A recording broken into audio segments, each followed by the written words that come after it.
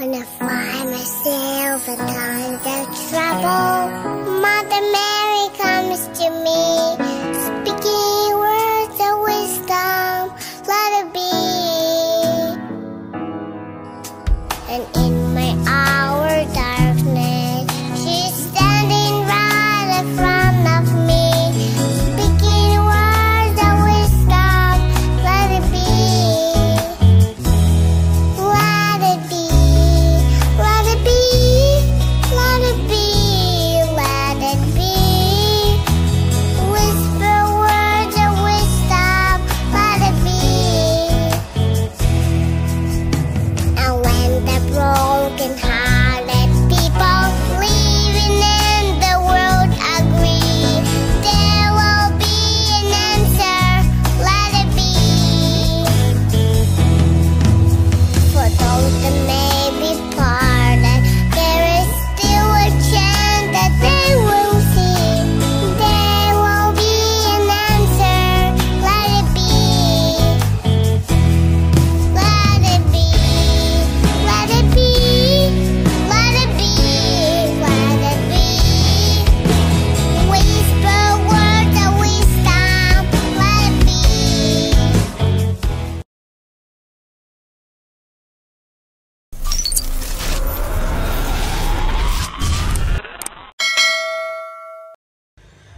Ayan mga kaparmlat, nandito naman po tayo ngayon sa portion ng lot 7 at lot 6. Ayan. So, bali ang 7 po ay ito.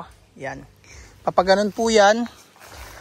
Papaganon. Lahat po ng nasasakupang malinis, yan po ang sakop ng lot 7. Papaganon, dun sa frontage na yon. At yung lot 6 naman, yun po yung frontage dyan. Yan. Yan po may mangrove. At, ayan mga kaparmlat, flatland po dito. Ayan.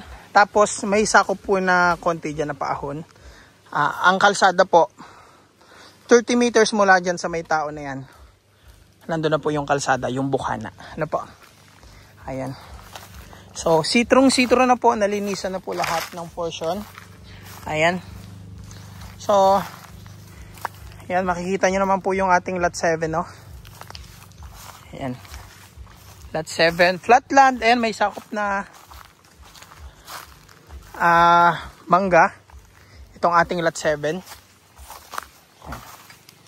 Kapantayan. Ayan. 7 at 6 po ito. Ayan.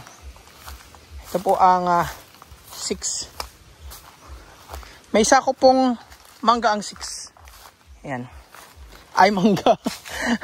Langka tuloy. Ano po? Saging. Ayan. So, ito yung 6 natin mga kaparmlat. Yung may nyug na yan, may tali, yan po yung pagitan.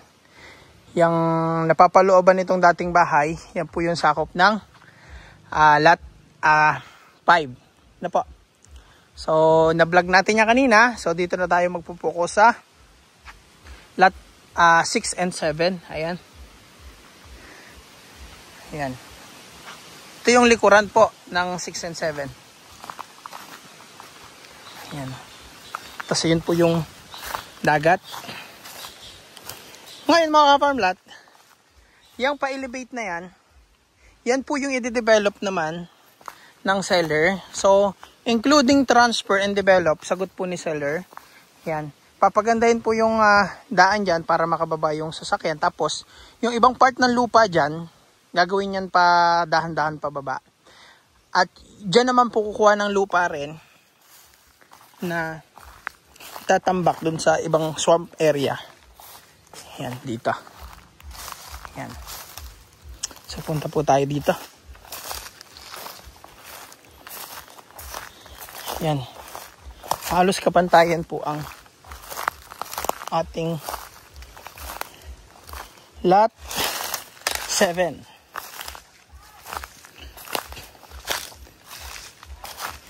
Yan, nandito na tayo ngayon sa portion po ng lot 7 area. Ayan. So, ito yung boundary. Ang boundary po dito ay may mga halaman na. Ayan. San Francisco pong halaman ito. Yung nakabakod.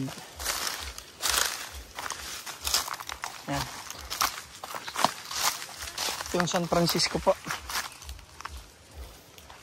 Tapos, punta po tayo dun sa tabing dagat.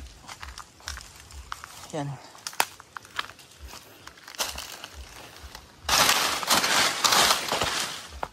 Yan. Ito po yung mga swamp area na tatambakan dito. Yan. Yan, malapit na tayo dun sa ganda mga ka-farmlet, oh.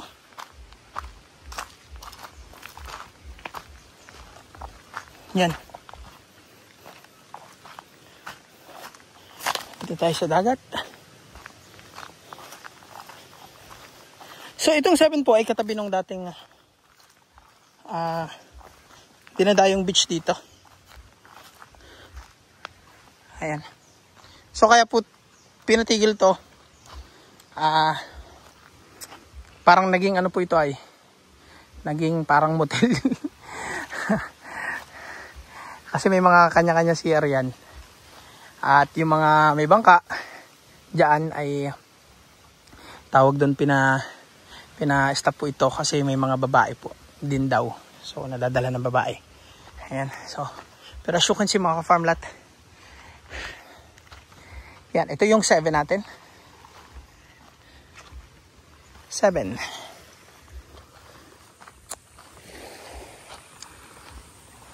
Yan.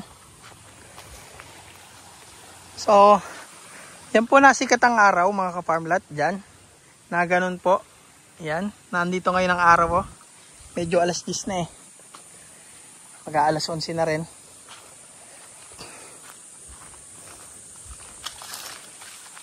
Ayan. Hanggang dun po yung muhon ng lot 7. Mahaba siya. Ito na. Lot 7.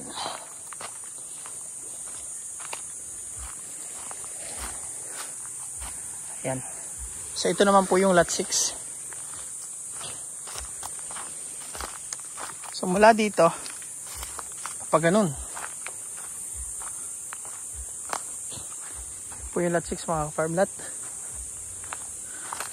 Dun, hanggang dun sa muhon na dun. Malayo-layo pa. Ang ating lot 6. Yan, hanggang dun po. Yan. Nalinisan na po dito. At ito tatambakan din dito ng ibang portion ng lupa dito sa swamp area. Yan, may swamp po dito. Yan. So ayan mga ka-farmlet. Dito ang ganda ng mangrove dito mga ka-farmlet, oh. Yan.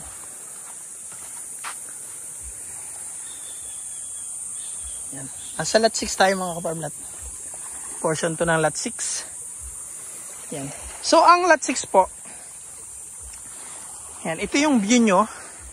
Yan yung mataas na kabundukan ng Santa Elena.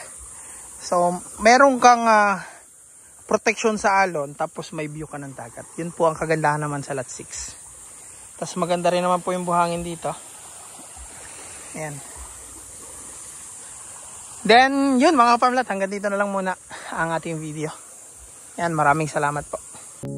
There's a place in your heart, and I know that it's love. And this place will be much brighter than tomorrow. And if you really try, you'll find there's no need to cry. In this place, you feel there's no hurt or sorrow. There are ways to get there if you care enough for the living.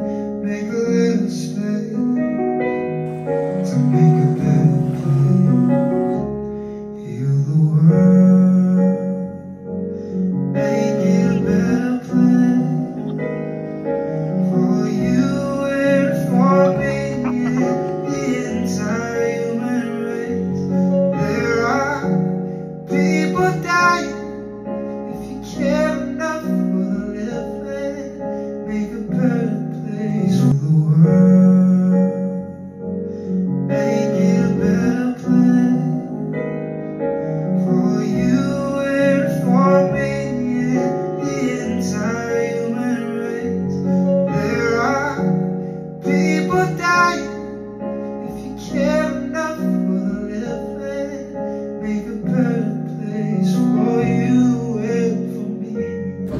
pangarap mo magkaroon ng beachfront, bakit di pa ngayon?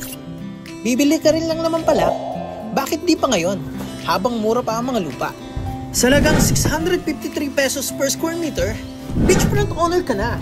Titulado, malapit sa bayan, may cellphone signal, may source ng kuryente, at tabing kalsada pa. Hindi lang yan, sagot pa ng seller ang pag-develop sa property at pati pag-transfer ng title sa pangalan mo.